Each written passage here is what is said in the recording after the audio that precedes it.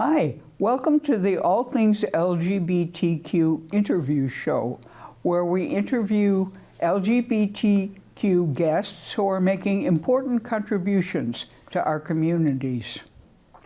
All Things LGBTQ is taped at Orca Media in Montpelier, Vermont, which we recognize as being unceded Indigenous land. Thanks for joining us and enjoy the show. Hi, everybody. I'm here with SaraEllen Strongman, who's been kind enough to join us and talk about the publication of Essential Poems by Pat Parker, which she edited. Let me tell you a little about SaraEllen, if you don't mind. She's currently an assistant professor in the Department of African American and African Studies at the University of Michigan. She was previously an LSA Collegiate Fellow, and I looked up LSA, and I don't know what it stands for. Can you tell us?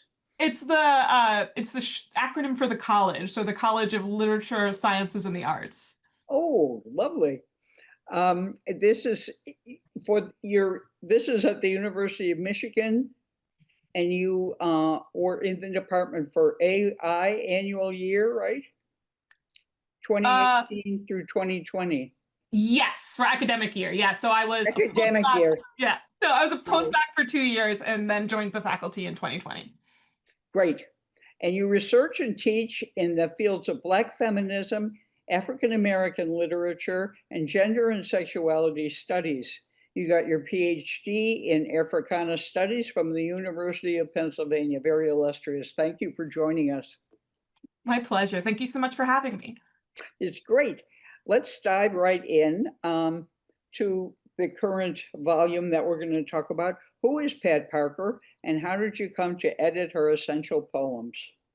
So Pat Parker is a Black lesbian feminist poet who wrote and published about 5 collections in the 1970s and 1980s. And she was just an absolute powerhouse. She tragically passed away quite young in 1989 of breast cancer, but she was a colleague and a good friend to a number of people who I think are much more well known, like Audre Lorde. They were longtime friends and collaborators. She also was good friends and collaborated with Judy Gran, another lesbian poet.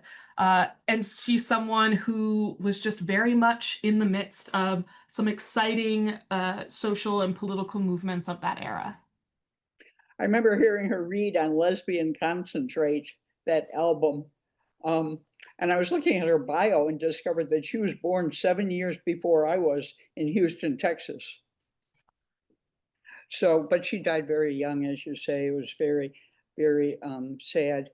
Why do you think there hasn't been a biography? A lot of her close friends and colleagues have had several biographies. Most recently, The Wonderful Survival is a Promise by Alexis Pauline Gumbs of Audre Lorde. Why do you think that is? So I will say that there is a chapter in Gumbs's fantastic biography about Audre Lorde and Pat Parker's friendship and their relationship. I think that some of it is that a lot of Parker's materials, some of her publications just haven't been in circulation. She published most of her collections with independent feminist presses. And as a result, a lot of them have, slightly smaller print runs. And because they're sort of, almost handbound, some of them are like these stapled booklets, the early collections. They just haven't physically survived as many copies. Firebrand did release Movement in Black and a revised version of it following Parker's passing, so that has been around. More recently and excitingly, Julie Enzer, who is an incredible scholar and poet in her own right, and of course the publisher and editor of Sinister Wisdom, has been making Parker's work more available. So she published the complete works of Pat Parker, edited another volume of letters between Parker and Lorde, which were edited by Mecca Jamila Sullivan, that Sinister Wisdom also published. And I will say that only recently, so while I was in graduate school, did Parker's personal papers become available. They had been in her longtime partner had them since Parker's death, and they're now housed at the Schlesinger Library at Radcliffe. along with a lot of other fabulous papers, such as June Jordan's papers. So now I think that scholars have that material and more of it. I'm excited I think there is more work being done on her, and hopefully that will lead to a biography soon. That is very encouraging. I didn't know that. I read the correspondence. It's fabulous that I know. Julie edited. Now, you say in the introduction that you came to know Parker through her poem For the White Person Who Wants to know How to Be My Friend, and that the poem reveals Parker as a trickster. Would you mind reading the poem and talking a little about Parker as a trickster? That would be my pleasure. So the poem is titled For the White Person Who Wants to Know How to Be My Friend. The first thing you do is to forget that I'm Black. Second, you must never forget that I'm Black. You should be able to dig Aretha, but don't play her every time I come over. And if you decide to play Beethoven, don't tell me his life story. They made us take music appreciation too. Eat soul food if you like it, but don't expect me to locate your restaurants or cook it for you. And if some Black person insults you, mugs you, rapes your sister, rapes you, rips your house, or is just being an ass, please do not apologize to me for wanting to do them bodily harm. It makes me wonder if you're foolish. And even if you really believe Blacks are better lovers than whites, don't tell me. I start thinking of charging stud fees. In other words, if you really want to be my friend, don't make a labor of it. I'm lazy, remember. What a great poem. And you said you first came upon this, and that's what drew you to explore her work further? Yeah, I had never encountered her at all until graduate school when I was taking a class on African American poetry, and I was looking for an author to do a project on. We had to write a bibliographic essay, and I came across this poem in like a really random anthology of African American poetry. It wasn't the Norton, it wasn't a big one, and I just thought the poem was so clever and so funny. And I had to find out who this person was. And it took me a while to sort of track down some of her collections because so many of them were no longer circulating. But that was the beginning. Uh, you asked me to talk about sort of Parker as a trickster. The trickster is a figure in sort of folklore. We often think of sort of Anansi the spider as the trickster, and Parker as someone who was funny, has many poems, and what she's doing sort of pretty trenchant commentary and analysis of her experiences of how oppression, sexism, racism, homophobia, imperialism, how they work in the world, but at the same time injecting levity. So these critiques are sort of colored by that, and I think in some ways they land not softer, but that the message sort of gets Trojan horsed in. Parker was someone who is described by so many people as being a performance poet, of having this rich, sonorous voice because of things like Lesbian Concentrate, which featured her reading her poems. We do have some recordings of her reading, and she just has an incredible voice and must have had such a stage presence. People talk about it all the time. So I think also then these poems lend themselves to her style, her performance style of sort of bringing people in, while at the same time forcing them to confront some uncomfortable facts and to think a little bit deeper about these things as well. And you talk about how she confronts all kinds of oppressions, goes to a conference of white feminists and writes poetry about that, goes to an African American Black arts, participates in that scene and challenges the sexism. I mean, it's really intersectional at a time when intersectionality was coming to the forefront. So let me ask you, you include a prose piece at the end of the collection that originally appeared in that groundbreaking This Bridge Called My Back. How did you happen to put that in? So Parker, of course, is known as a poet. She initially as a child she always wanted to be a writer, but she initially wanted actually to be like a novelist. And she ended up becoming a poet in part because she was married for a few years to the Black Arts Movement playwright Ed Bullins. When she was young, it seems like he was abusive in that marriage. And in addition to being physically and emotionally abusive, he was very critical of her work, of her writing. And so she had has commented in at least one interview she gave later on in life about, deciding to write poetry because he didn't know anything about poetry and he couldn't do anything. Like he couldn't say anything about that. And of course, she became an incredibly accomplished poet. So this essay, Revolution, It's Not Neat, Are Pretty, Are Quick, initially it was a speech she gave at a conference in Oakland in 1980.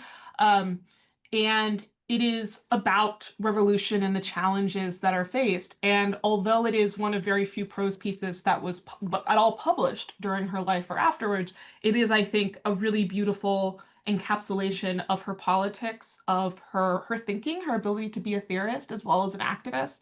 And it is a thing that, of other things she's written that have circulated, because it was in this Bridge Called My Back, it's something that people see. So it felt, if we're talking about the things that were essential, even though it's not a poem, it felt essential to include this part of her work as well, especially since it's a little bit later in her writing career. And I also like that it includes an international perspective. Yes. And that's what we don't often see in scholarship of the women in print movement, or maybe we do. But that's a great feature that I especially applaud. How did you, how long did it take you to compile these poems? It probably took 6 to 9 months of going back and forth with Julie. She invited me to edit this collection and to choose the poems, and it was a real labor of love choosing them, but also really difficult. We didn't want to create a huge compendium. It is a really lovely pocket edition. But sort of deciding both what had to be in there, but what are some poems that are maybe less well known of hers that I wanted to include because I think they were important pieces of her, including some of her older work from her first collection. Some of those poems don't circulate as much as poems from her later work. And you also said in your introduction that you tried to select poems showcasing all the different identities that she had, all the different aspects of her life. That's pretty cool. Yeah. So Julie selected you, and I guess we should shout out to the Sapphic Classics. This volume is one of them. Can you tell us a little about the Sapphic Classics? So the Sapphic Classics is a series of books that Sinister Wisdom has released. They've done some really exciting things. So they published the complete works of Pat Parker. They published the collection of letters between her sister love, between her and Lord. They have most recently published a collection of Anita Cornwell's writing, incredible Black feminist lesbian essayist. And so the idea is to get some of these works that have gone out of print back into circulation for new generations to be able to access, but also to enjoy, that this work stays alive and that people can still read it and enjoy it today. And Julie has done such an incredible job. It's an amazing stable of titles. And I encourage anyone who hasn't checked them out yet to go and see what there is to offer. I know, it's a fabulous project, and I actually am old enough to own the originals of many of these works, so it's great to have, they're yellow and falling apart, so it's great to have new editions by smart contemporary scholars like yourself. Speaking of your scholarship, you're very involved with your teaching at University of Michigan, I'm sure, but you're also, you have a couple of books in the works. Is that true? I've got a book in the works based on my dissertation. It's called The Social Life of Black Feminism. It is the project through which I, first started doing deeper research on Parker. I'm looking at the sort of first cohort, the first generation of Black feminists who called themselves that, who claimed Black feminism, and examining their work to build an autonomous parallel movement. So looking at the women of the Combahee River Collective, thinking about poets like Parker and Lord and how they are navigating predominantly white spaces, and all the way up through the 1980s and 1990s, where I look at the first charter generation of Black feminist literary critics. So it takes us through a couple of different areas. in which Black feminists are writing and doing their politics through literature, while also arguing that so much of this work is impossible without understanding the communities that birthed it and their social connections. So how these people not only are collaborating professionally and artistically, but also see each other as sources of support. So many of these women are friends and acquaintances. And once you sort of get in the archives to see who is writing letters to whom and who knows who and who is thanking so-and-so, you know, for the lovely dinner that they had, it was really incredible to see that somewhat hidden network of connections between these brilliant, brilliant people.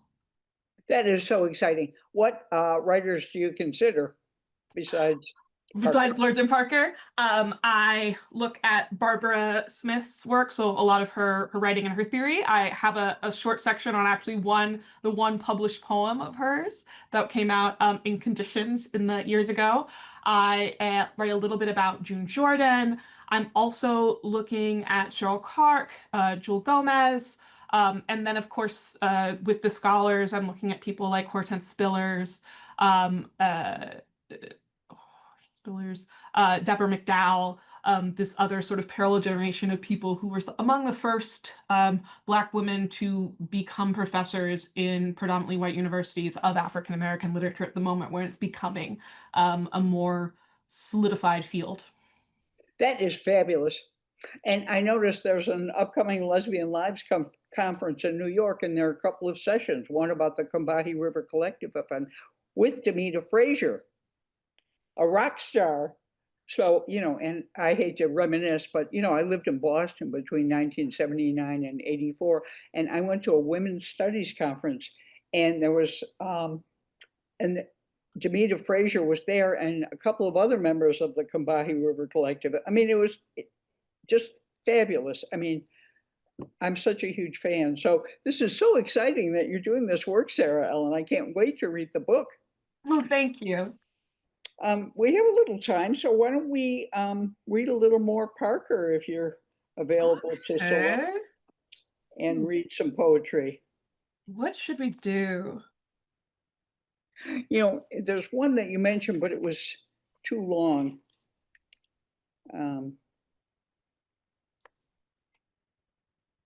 We could maybe do Hente, this, which is not super long. Sure.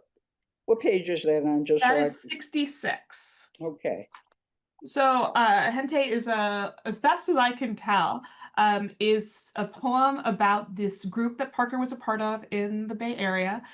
They started off as a sort of club rec sports team. So the Lesbian Bar League was doing basketball and softball, and a group of women of color decided it would be fun if they made their own team.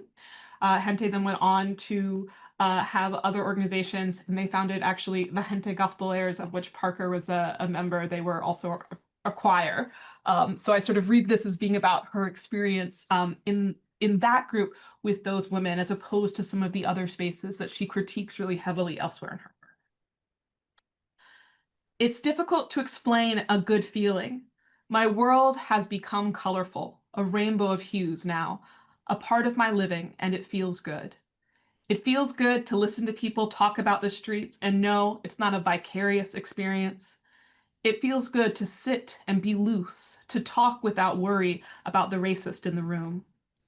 It feels good to hear we're gonna have a party and know it's really going to be a party. It feels good to be able to say my sisters and not have any reservations. But best of all, it feels good to sit in a room and say, have you ever felt like? And somebody has. That is great. What's the poem about domestic violence? That one, it's untitled. So that would be, I think you're talking about Brother, page 24. Yes, can we read that, please? Sure. So this poem is one of just a handful of Parker's poems that actually has an epigraph. So before the poem, there's a quote from Harriet Tubman. There are two things I've got a right to, and those are death or liberty. One or the other I mean to have. Brother, I don't want to hear about how my real enemy is the system. I'm no genius, but I do know that system you hit me with is called a fist. Right. That's so powerful. I think there's a real economy of language with Parker's work. So many of these shorter poems of hers are just absolutely incredible, just so impactful in a short amount of time. But she has so many other longer poems that we don't have time to read, but I was excited to be able to include some of these longer poems, including a couple of poems about her experience coming out and growing up and coming to be who she was, meditating on her life experiences, her upbringing in Houston in a working class, poor Black family, but also her journey towards coming out as a lesbian and living in that community and as a Black lesbian feminist at a time when it was not the easiest thing to do. No, no. She mostly spent all of her time in California, in the Bay Area. Yep. So she grows up in Texas, and she moves to California at the end of her teenage years, ostensibly sort of to do some college. One of her sisters is already out there, and she stays. And she goes on to make a life, in San Francisco, in Oakland. She works for many years at the Oakland Feminist Women's Health Clinic. I'm going to mess up the name of this place. But this one of the first women's health clinic that did women's health, that offered abortion care as well as just general health care for women in the community. So she has a long period of time doing that. There's a couple times where she teaches writing, as well as just doing things, so that she could be a writer. She reads in so many clubs in Oakland and San Francisco, some places that still exist, some that no longer do. But that is really where she built her life, including with her partner, Marty Dunham, and their daughter, um, uh, who who she also has written some poems to that are included in this collection. We're drawing to a close. Let me ask you two things. First, are there any concluding valedictory remarks you'd like to share with the audience? And following that, would you mind closing us out with a third Parker poem? Okay.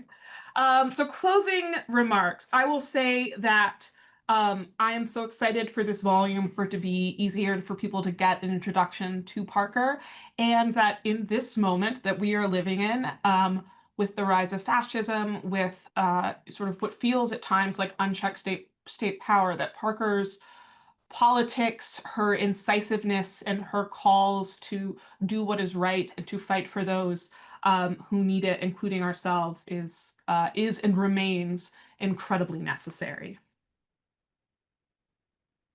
I want to read what should I do? Okay. In that case, since that's the thought I'm ending with, then maybe I will read, where is it?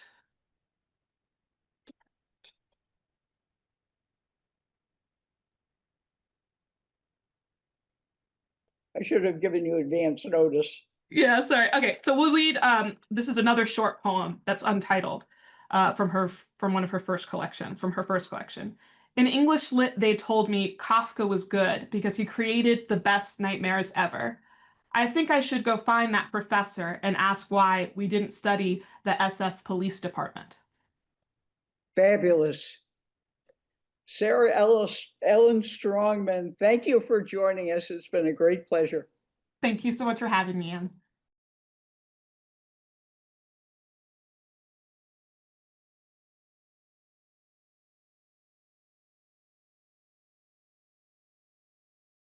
Thank you for joining us. And until next time, remember, resist.